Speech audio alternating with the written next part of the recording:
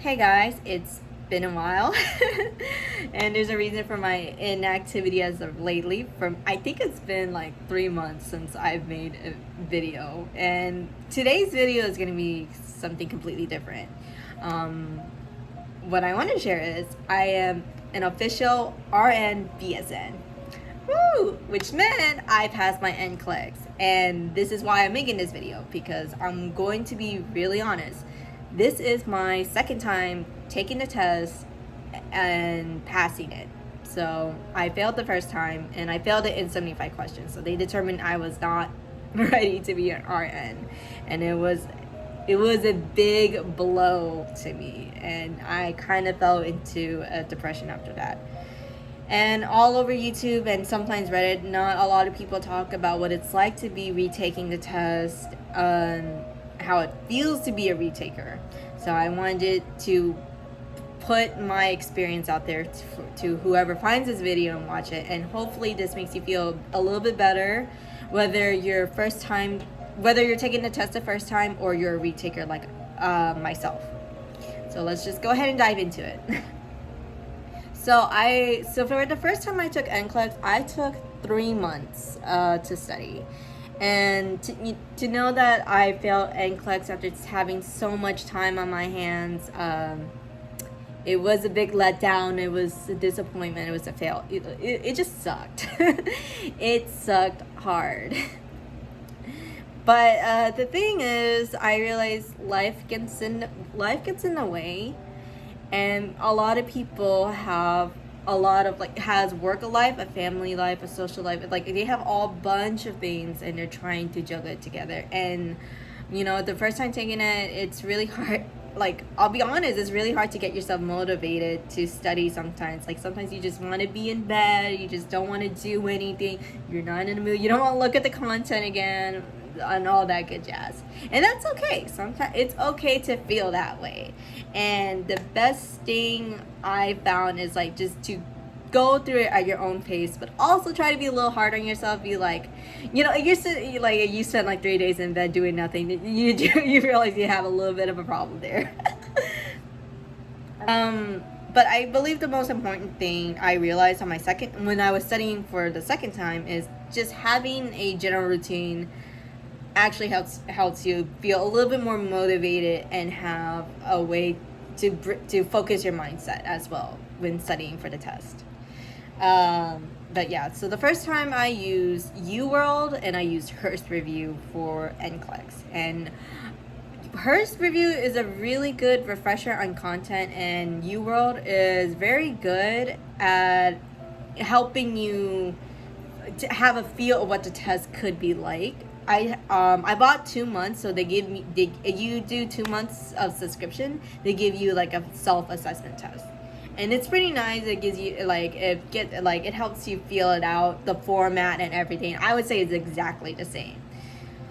And what I did for UWorld, when I had UWorld the first time, I feel like I wasn't using it to the best of my abilities. I feel like I wasn't taking everything that I'm paying for, because all I really did was I'm just reading the questions. I'm not thinking about how the questions is worded. I'm not thinking about what they're asking me and all that. I was just answering questions, reading the answers. It was basically, I treated it as, do you know it? You either know it or not. That's how I treated UWorld, and I shouldn't have done that. And that was a big hit on me, especially when I took NCLEX the first time, because I realized I wasn't answering the questions how they wanted me to answer it. So that was rough. But yeah, so after that, I did continue to use Hearst for the second time. So I would rewatch the videos. I took notes. So the first time I was watching the Hearst videos, I took notes the first time, writing things they want me to, fill in the blanks and doing the questions. And they were really hard in my personal opinion, but I felt like it helped me prepare for the kind of content you should know for NCLEX. yeah, so when you go into Nclex, they give you the whole like TSA pat down and everything. So just to be sure you're not bringing in anything that you shouldn't be and stuff like that. It's a very serious test, and they take it seriously. And due to COVID precautions, they still ask you to wear the mask, and they will ask you. You cannot you cannot touch your mask. Don't even try to like slightly lift it up or anything like that. They will come in and just like tell you your test is voided, you gotta leave, and then you have to pay all over again. It's just a big hassle. Have I ever seen anyone like had that happen? No, I have yet to see anyone do that. And I have yet to see anything like that happen. But that is what they do tell you during these COVID precautions. Otherwise it's like taking, I like to consider it as taking just a regular computerized test. And the one thing to remember about NCLEX is that it is a computer adapted test, meaning depending how you answer the questions, like the next question they give you would either be a harder question or an easier question. It goes to how like the difficulty level will depend how you go through the test, basically. And it's not like, oh, it'll stay hard throughout or stay easy throughout. It just really depends on how you answered the previous question. And from my understanding, like if let's say you get a question wrong, the next question should be like give you at least a 50-50 chance to answer it correctly if you had answered the previous wrong and incorrectly. That is my understanding.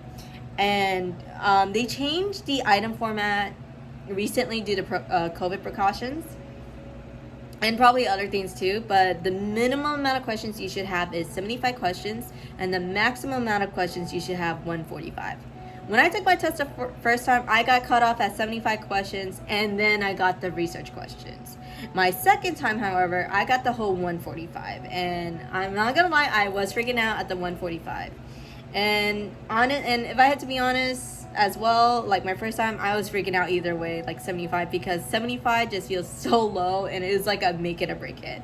And I just wanted to put it out there, like there are plenty of people who have failed in 75 questions. And I feel like, people who like, I just feel like there's not enough people who talk about that. Whether it be on YouTube or on Reddit. I'm a typically Reddit person, so I just see a lot of people talk. I see a lot of people saying, "Yay, I passed in 75 questions the first time," and I am like, "Wow, I can't relate." But by the end of the day, no matter how many times you take your NCLEX, none of it will matter. All of it will stop mattering, and all that matters is like, wow, you got your license, your RN BSN. Let's go. Yeah, so I took 3 months for the first time, and I didn't really have a schedule routine. And the only time I did try was maybe about like halfway. So I spent like half a month just studying very sporadically and juggling between my social life and my family life. I wasn't working at the time, and I still wasn't working at the time when I took my second test. And I have a very supportive family, so it was all good, and I'm very grateful of them. I appreciate them a lot to support me while I'm studying and trying to get my license. And I'm very grateful I don't have that pressure of like trying to support my family financially while trying to get this license. Again, I didn't have I'm sorry, I'm a little all over the place. Ugh. But yeah, I didn't have a regular routine schedule until like that latter half, and even then, as the date of my test started getting closer and closer and closer, I just started getting more nervous, and I started getting more negative. And when I walked into the testing room, I went in with a negative mindset, and I truly believe that makes a difference. It made a big impact. No, I'm not gonna say that's the reason I failed. There are a lot of reasons why I failed, but if I had to just sum it all up, like, I just wasn't prepared. that's about it. I wasn't prepared for anything. And again, it's pretty sad to say that, especially when I said, oh, but you took 3 months. How are you not prepared? And it's just like, it was stressful. But either way, like, that's just my experience. This is my story. A lot of other people may have other reasons why they fail too, and it's not just having an mindset. And hell, like, some people might just come in with the most positive mindset and then come out feeling dejected when they find out they fail, and it's like, I don't understand why I failed. So I'm gonna go ahead and move on to my second time. So the first time I said I used UWorld and Hearst. The second time I decided to hit up Marquet, and I feel like he was super, super helpful, especially in how to think about how to take the Nclex. And this goes back to what I talked about UWorld. When I was doing UWorld, I wasn't thinking about how they word the question, what was important about the question. I wasn't thinking about any of that. But the second time, and I listened to Marquet, he talks about how, like, you have to think like they do. And on the Nclex, you are not going to know everything. That is, I would like to say that's a universal fact. Like, everything you learn in nursing school, everything you're trying to learn or relearn for Nclex, you're not going to know everything. Not, like, I can guarantee you that. But at the very minimum, you should know your foundation skills, your priority skills, your delegation skills, all that. Being able to use the nursing process, critically think. That is I would personally say that's the bare minimum, because this test is a safety test. They want to see how you approach a situation, like what would you do first and versus what you would do best. Things like that. Who would you go see first, and why would you go to them first? They want to see your reasoning for it. They want to see how you would approach the situation. And that's what I think Marquet really helped me on. Just thinking about how they ask the question, because those keywords makes a difference. Like, for example, a first question. They're not asking you what's the best thing to do. They're asking you, in a procedure or when you're coming to a situation, what is the first thing you do? They want to see the order of operations, in a manner of speaking. Now, they tell you what's the best thing to do. They're not asking you they're not asking what's the first thing you're gonna do. They wanna see the best, like, ideal action to take in that moment. Like, if you can only do one thing before going home, that's the one thing you should do, whether it's an emergency or not. That is how NCLEX works. It's a safety test, and Mark K really helped me with that. Some information might be a little bit outdated, because I think some recordings are about some years old, but I still felt really prepared, especially when listening to his priority and delegation video. I believe if I had to pick which one's the most important lecture to hear, I would say that and lab values. But otherwise, it's just trying to remember the basics of basics. Like thinking about surgeries and stuff, and you might not even know what kind of surgery. They may give you words that you never ever heard before, not even nursing school, and you'll be like, what the hell is this? But don't worry about that. I say just worry about what they're asking you. You worry about what's going on with the patient. Don't worry about what they've been through and all of that. Just worry about what they're telling you about the patient. What are they going through? Are they having breathing problems, or is there abnormal changes in their vital signs? Things like that. That is what's important. They want you to think about what you would do in a situation and how are you approaching the situation. I know I'm repeating myself 10,000 times about this, but I'm being serious. That is how NCLEX works. Again, it's a safety exam. It's about priority. It's about how are you going to work with the interdisciplinary team to help this patient. That's basically it. And that is what nursing is in real life too. Yeah. The second time, I actually didn't pay for UWorld. but I gathered all my notes that I took from UWorld the first time, and a friend of mine actually sent me some UWorld notes, and I blessed her heart for it. And I was just, because if I took taking my own notes for UWorld the first time, it took me forever, and I was just like, I cannot do this. I'm going way too damn slow, and there's about 3,000 questions in my test bank, in my little quiz bank. It was probably less, 3,000. I'm just exaggerating, but there's a lot of questions. UWorld gives you plenty of questions and every content to work with, but if you're like me, I like to write my notes by hand. Yeah, I'm doing this by hand. I'm not typing it up or anything like that. I have color pens and highlighters and everything, and I'm doing this by hand. And I'm just I'm going way too damn slow. I need to pick it up. So having her notes really helped me, and I'm blessed her heart for it. But for hers, I managed to do everything by hand, and I reread everything. I went through everything. I really focused a lot on the basic things, and I tried to focus on my weak content. And my weak point was pediatrics and OB, just because when I was taking OB and pediatrics in nursing school, unfortunately that was when COVID hit at the time, and I managed to have pediatric clinicals, but for testing and content wise, I had to do that online. And OB everything was online, and it was an interesting experience, but I feel like I didn't retain a lot of it like I I should have. And it was COVID, it was a rough time. Yeah. But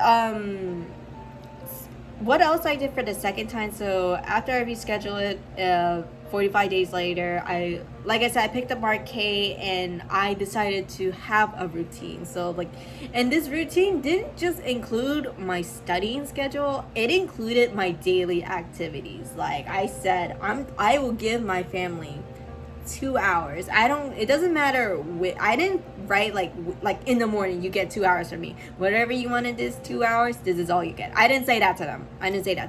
I just said I'm willing to give at least 2 hours of my day, at any point in time, to for errands and stuff. And again, things happen, and if it takes more than 2 hours, that's okay. It's not a big deal. Don't beat yourself out of it. Don't beat yourself up about it. And that's another thing. Don't be too hard on yourself, especially when you're setting up a schedule. Don't beat yourself up about not following the schedule. Again, if something happens, just let it happen. There's no pressure. No, nothing's gonna smite you down just because you didn't study, you study a minute less than you were supposed to. Things like that. Don't get too crazy like that.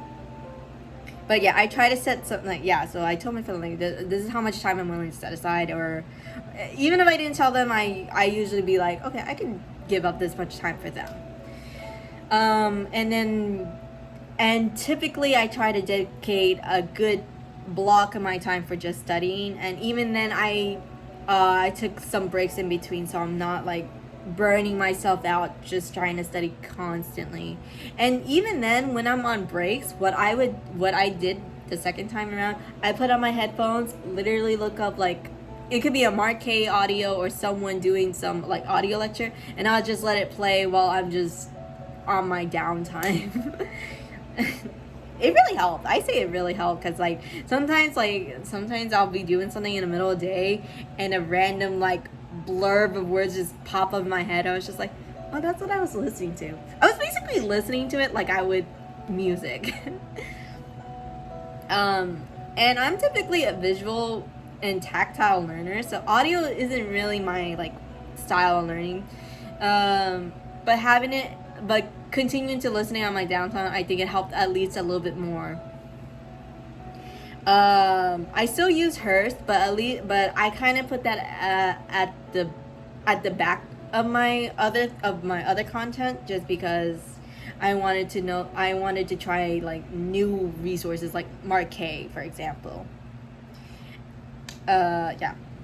And like I said, yeah, so other than that, I made a schedule brush your teeth, get out of bed, eat breakfast, all that. And I even changed up the way I ate. I decided to put I wouldn't say a diet. I thought about, like, you know what? Let's try to add in more like healthy foods to help like my brain here. Like I started eating more bananas, like actually add more potassium in my diet. And I also decided to have a more scheduled routine workout to help balance things out, and I think it really helped. And personally, I'm a generally negative person, so this time around I did like more self-esteem exercises, and like told myself every day, it's like, I'm gonna get this, I'm gonna get this test, we're gonna do this, we're gonna do this. And on the day of the test, June 8, 2021, 8 a.m. on a Tuesday, I went in with a positive attitude. And I even wore bright colors. I did everything I could to hype myself up. And I like to think that made a difference of how I viewed the test. And I think my main focus when I was studying the second time is just understanding how NCLEX like asks you questions, because this goes back to whole like first versus best priority thing I was talking about. Like if you don't like, it is not about what they're telling you, it's about how they're telling you. If you can't pick up these keywords in their questions, you're going to answer it wrong. No matter how much you know about something, you're going to answer it wrong if you're not understanding what they're asking you, because you're gonna misread something, or you're gonna overlook something, and you're gonna just get it completely wrong. Some people may ask about like how many static questions. The first time I don't really remember. It's been a while now. But the second time, I think I got like 30 to 40 static questions. And I took that as a really good sign. I'm hoping that was a good sign. But since I passed, it was a good sign. And I'm not going to worry about that anymore. Yeah. But I feel like to really boil it down, it is about how... Be sure when you're studying for NCLEX, you're like thinking about how they're asking the questions, and even if questions are like harder than you remember them to be, or easier what you remember to be, or you're hearing people saying, actually I thought NCLEX was easier than all like my study materials, or oh, NCLEX is hard, you're gonna have a variety of responses. Don't worry about what other people say, just worry about you. Just worry about how you're approaching it. I would say that's the most important thing. But yeah, so that was my experience. And actually, I got so lucky. My original testing date for the second one was the 7th. So I was actually supposed to test it on a Monday, but my test anxiety actually got to me last minute, and so I was like looking at what would be the next available day. Thankfully there was one extra spot. There was one spot left for the next day, so I pushed my test date an entire freaking day, and I'm really glad I did that, because I took that whole day to just kind of chill a little bit and do light review. A lot of people do say you're not supposed to, well, not supposed to, but you shouldn't review, and like don't do last minute like study and all that good stuff. But personally, I can't do that. I just can't do that. I just feel it doesn't really, like, I just cannot spend a whole day the day before not studying or anything. That's just too much anxiety for me, and I honestly feel like all the information is just gonna leave my head if I didn't study the day before. However, the difference was I did get a good night's sleep. Well, as best as I can. I slept at midnight, woke up at 6, so I got a whole 6 hours, but hey, it's better than nothing. And my testing center was only about 20-30 minutes away from me. It was only the next city over, and pick a testing center that's close to home, so you don't have to worry about like driving too far and being late for it. Plus, the closer it is, it gave me a little bit more time to be at home as well, to help like meditate, calm myself down, and hype myself up, and then some once I got there. And since I was familiar with the TSA pat-down, I felt more comfortable and familiar with the environment as well, so I didn't feel as stressed as before. And I also went in thinking I'm going to take the whole 145 questions, because I know a lot of people here want to be a first time taker and they want to pass in 75 questions, and there's nothing wrong with that. It's a good positive mindset to be in. But however, as a computer adaptive test, you literally never know. You don't know you're doing good, you don't know you're doing bad. You're going to be stressing literally every question, like wait, and you're going to be like, you're going to go to the next question and be like, wait, was that the right answer? And then you waste more time thinking about the last question instead of focusing on the question you're on now. Like, once you answer the question, you're gonna have to move on, because you cannot go back. Just move on. I'm sorry.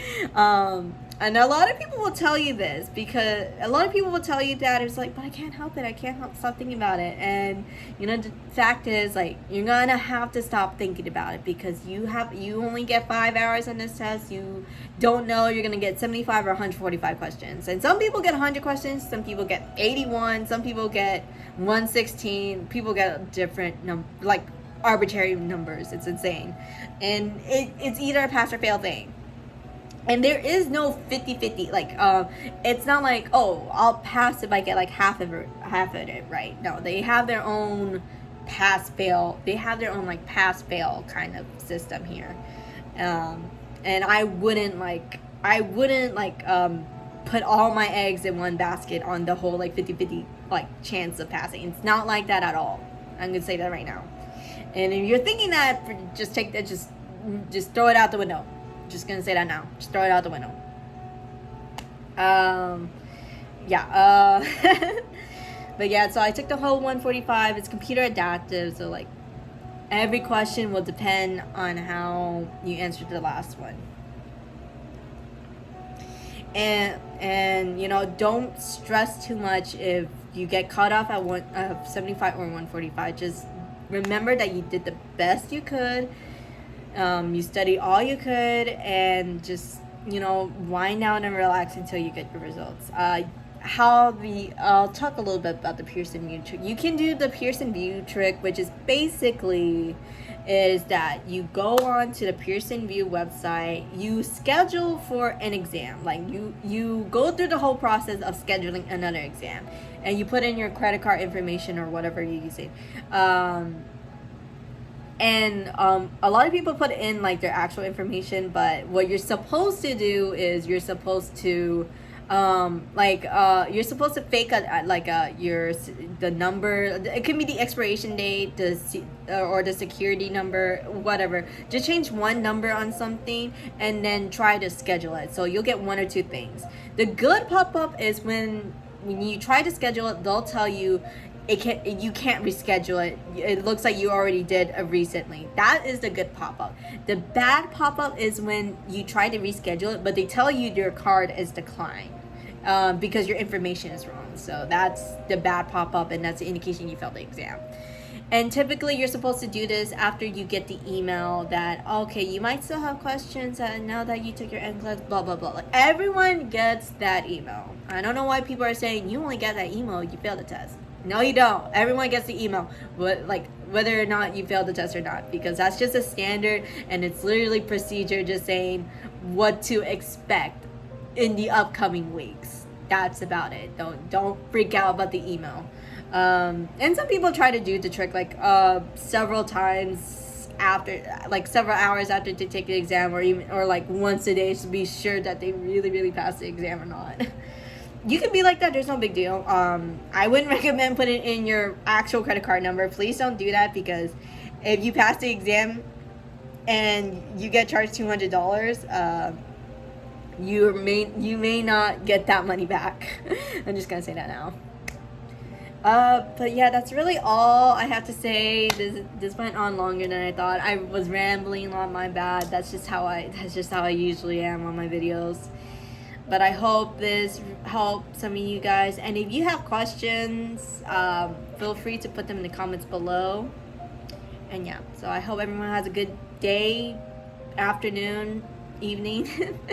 All right, bye.